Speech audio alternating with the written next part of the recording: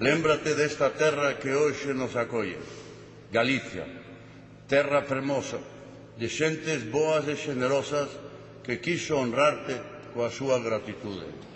Estas palabras pronunciaba Xoán Carlos durante a ofrenda ao apóstol aquí na Catedral no ano 2004. Non era a primeira vez que o rei falaba galego e facíao como un xesto de recoñecemento dun idioma propio dun pobo. Pero Xoán Carlos non foi o único monarca en empregar o noso idioma. Séculos atrás o galego nacía como lingua do pobo, pero tamén como lingua de reis. Diso, da historia do idioma galego, que é unha parte crucial da nosa historia, é do que imos falar hoxe neste capítulo.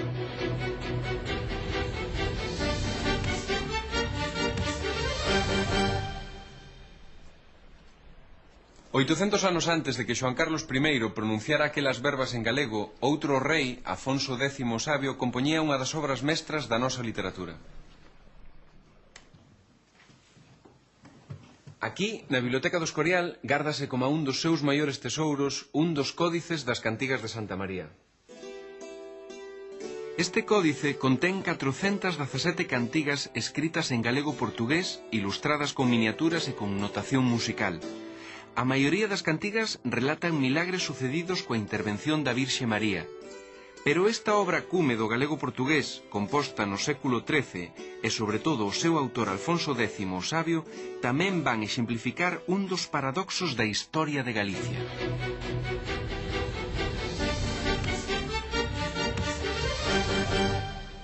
Estamos na corte de Afonso X o Sabio, rei de Galicia e de Castela e León. Daquela a corte era itinerante e establecíase ás veces en Toledo e outras en Sevilla ou Burgos, dependendo da actividade do monarca nas guerras da reconquista contra os árabes. O rei adoitaba reunirse cos seus cortesáns en longas veladas, durante as cales se danzaba e se cantaban as últimas trovas da Provenza, no sur de Francia. O monarca rodeábase de trovadores xeralmente nobres ou señores que compoñían versos para ser cantados. Versos que podían ser de amor a unha dama ou versos satíricos que se chamaban de maldicir. E supónse que un día o rei, quizáis canso de versos de amor e de maldicir, pensou que estaría ben compoñerlle versos a outra dama máis espiritual, a Virxe María. E así o monarca, en colaboración con outros trovadores, empezou a escribir e a musicar os milagres da Virxe. Milagres que se inspiraban en libros de erudición clásica, pero tamén na tradición oral popular. Pero seguramente, chegado a este punto, é necesario facerse unha pregunta clave. Por que escribiu Afonso X as cantigas en galego cando el foi o rei que lle deu ao castelán o impulso definitivo para convertilo en lingua oficial da corte? Para ter a resposta axeitada temos que remontarnos aínda máis no pasado.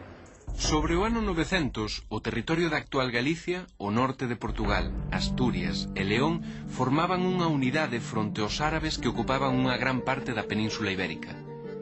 Nese territorio vaise configurando unha sociedade feudal formada por señores e vasalos, campesiños que traballan a terra, monxes que vivían en pequenos mosteiros e nobres que dende os seus castelos defendían a uns e a outros e a cambio tiñan potestade sobre eles. Nese territorio, entre esas xentes, comezou a falarse un idioma derivado do latín, o galego. Pero só se falaba porque o latín que trouxeran os romanos era a lingua da cultura, dos documentos legais e da liturxia. No caso do galego non sabemos exactamente cando se comezou a falar, pero o que sí parece certo é que o seu uso se estendeu por toda a sociedade. Vamos, que foi un éxito entre a xente. Falaban os reis, falaban os nobres, como o dono deste castelo de Sobroso, e todos os servos destas terras. Ben, sabemos xa que o galego se falaba en todo o territorio, pero como se fixo esa transformación do latín ao galego? Por exemplo, palabras que en latín eran pectum derivaron no galego en peito, e outras como a claven en chave. Os habitantes de Galicia falaban antes do latín linguas prerromanas e puido pasar que tenderon a aprender o latín de xeito simplificado. En certo sentido, algo parecido ao que está a pasar hoxe coa escrita e cos móviles. Porque a simplificación das mensaxes nos móviles está a modificar, sobre todo entre a xente máis nova, o xeito de escribir. Vai mudar eso o modo de escribir no futuro? Ainda é moi cedo para sabelo.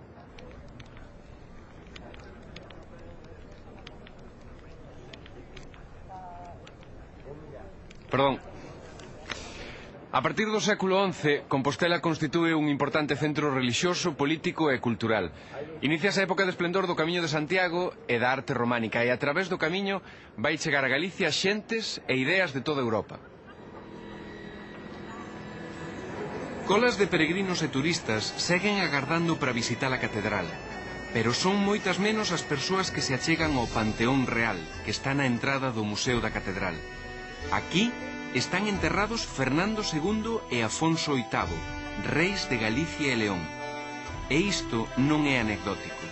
Evidencia a hexemonía política galega no século XII. Foi o período culminante da influencia dos nobres galegos, algúns dos cales tamén xacen aquí, como o poderosísimo conde de Traba, Pedro Froilán. Así pois, debido á importancia política que tiña Galicia naquel momento, non é extraño que se escolla o galego como lingua de prestixio. Recapitulemos. Galicia tiña daquela un poder político decisivo. O galego era un idioma usado por todas as clases ou estamentos sociais, así que as cantigas tiñan tamén que compoñerse no noso idioma. En este idioma, no século XII, a nobreza galega rica e ociosa vai pagar para que se compoñan poemas e cantigas. E a moda era imitar o que se facía no sur de Francia, na Provenza. Así é como se comezan aquí a escribir poemas de amigo, de amor e de maldicir para ser cantados.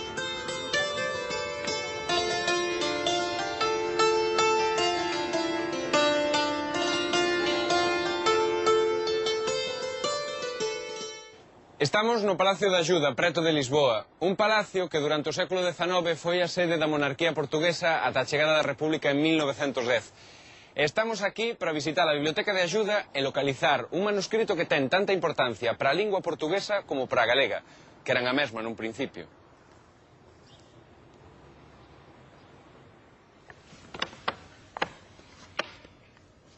Este códice manuscrito en pergameo, o Cancioneiro de Axuda, é unha das xoias desta Biblioteca Real. Data de finais do século XIII, pero non se descubriu ata o século XIX. O manuscrito contén máis de 300 composicións, case todas cantigas de amor dedicadas ás damas e escritas en galego-portugués. Supónse que máis dunha man realizou a obra que está incompleta.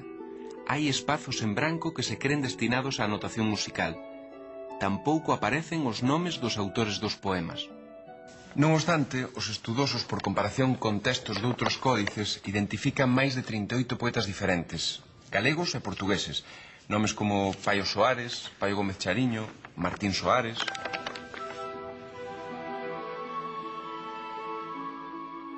Algúns deses trovadores, como o crego Airas Núñez de Compostela, crese que traballaban no taller de Afonso X o Sabio e durante moitos meses colaboraron na elaboración das cantigas de Santa María. Do taller do Rei Sabio sairá unha das máis destacadas obras do galego portugués. Pero ao mesmo tempo, ese taller producirá unha inxente obra en castelán. Afonso X será o primeiro monarca que lle dea un verdadeiro pulo como lingua oficial e como prosa dos escritos científicos e literarios. O castelán despraza así a que fora lingua culta tradicional, o latín. E dalle ese pulo porque a reconquista naquel momento está outorgando máis poder a outras zonas da península e a outras cidades como Toledo e Sevilla en detrimento de Compostela.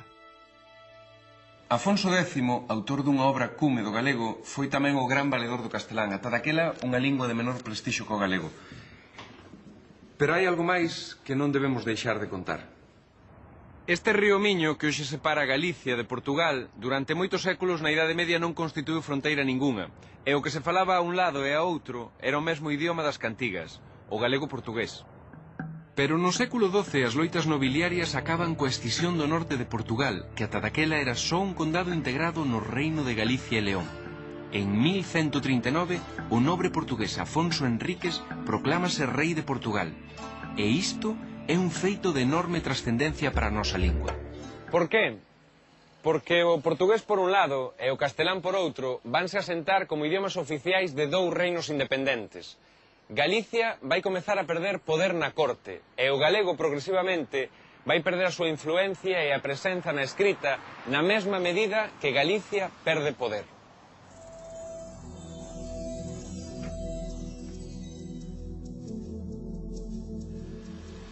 De todos os xeitos, ata o século XV, o galego, aparte de falarse maioritariamente por toda a poboación de Galicia, seguirase escribindo.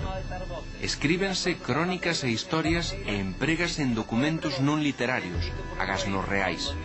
Por exemplo, en escritos da vida municipal como bandos, acordos ou contratos. O certo é que a partir do século XV, coa chegada ao poder dos reis católicos, iníciase o proceso de centralización do Estado. A nobreza é obrigada a trasladarse á corte e poñerse ao servicio dos monarcas que mandaron aquí unha aristocracia foránea castelánfalante. Xunto a eles, os altos cargos da Igrexa, igualmente vidos de fora, tamén impoñen o castelán. E se temos en conta que xa desde Afonso X os reis renuncian ao uso do noso idioma, a batalla da lingua semella moi desigual. O galego era falado pola xente do pobo. Fronte á nobreza, parte da Igrexa e os reis que favorecían a difusión do castelán. Ata o século XVIII son escasísimas as mostras literarias en galego, é o que os estudosos chaman séculos escuros. Pero houbo eruditos que souberon descubrir esa riqueza e debuxar un diagnóstico moi certeiro do estado do noso idioma.